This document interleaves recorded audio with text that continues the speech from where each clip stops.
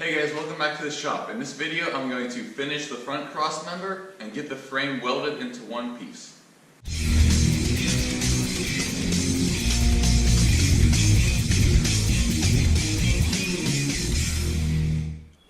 Alright, so I've spent the past 2 hours or so aligning this frame here, and I'm going to explain to you right now how I did that. What you need first is 2 reference points on the front and the rear cross members. So back here I have these 2 holes right here and right there. Those are 2 factory holes on this cross member. I know those are going to be accurate to each other. Then when I made this base for the front cross member up here, after I drilled this center hole, I made these 2 reference marks with a center punch on either side. One's under here. So I know that those 2 points are accurate to each other. Then you need to make sure that the front and the rear are aligned with each other so you won't be going down the road sideways. So what I made to hold the wire up here is just a wood block here with a screw in it, and that screw sticks out a little bit on the bottom, which holds this wire here.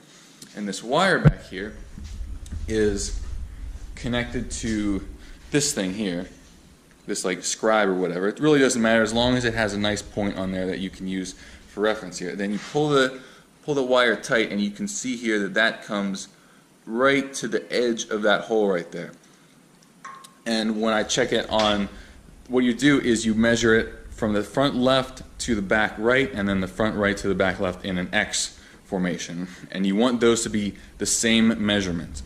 And then what I also did just after that to make sure was I measured them parallel as well, so left to left and then right to right.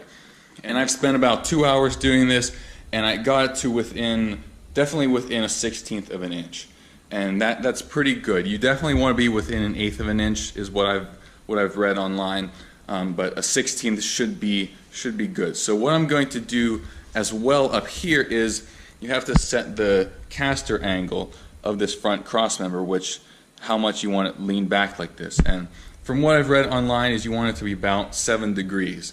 And I just have this level measure here on my phone, and you can see right now it's a lot more than that. It's almost 12 degrees.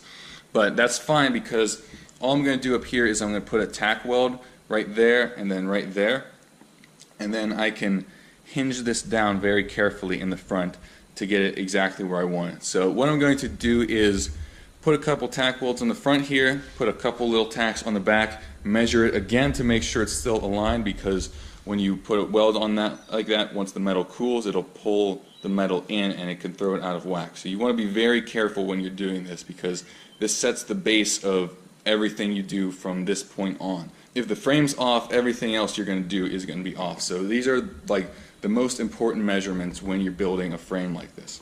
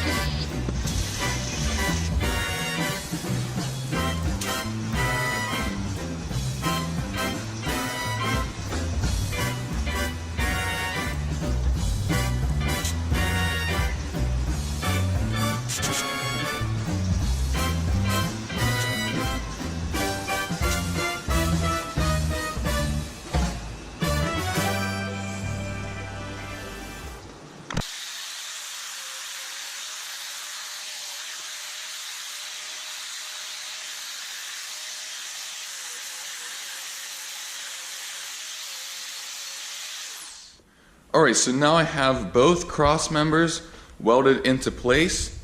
I have the front crossbar made up here. I think that turned out really nice. I'm loving the look of that. How it kind of widens at the back there. I think it gives it a nice look, and still how it's still kind of flat on the front. And you can see I have the front spring just kind of clamped in there to give you an idea of how that's going to look. And all I have to do now for these really is I'll flip the frame upside down and weld the bottom sides of all of this. And then after I do that, the basic frame will be done. So the next thing I'm going to do is probably work on the front end here. I need to make some brackets to mount the spring right there. So that'll be probably the next thing I do. And then figure out the situation with the axle. I'm thinking about not actually using that I-beam axle that I have way over there. I might have something else lined up, so we'll see what works out with that. So yeah, that's all I have for you for this video. Thanks for watching, and I'll see you next time.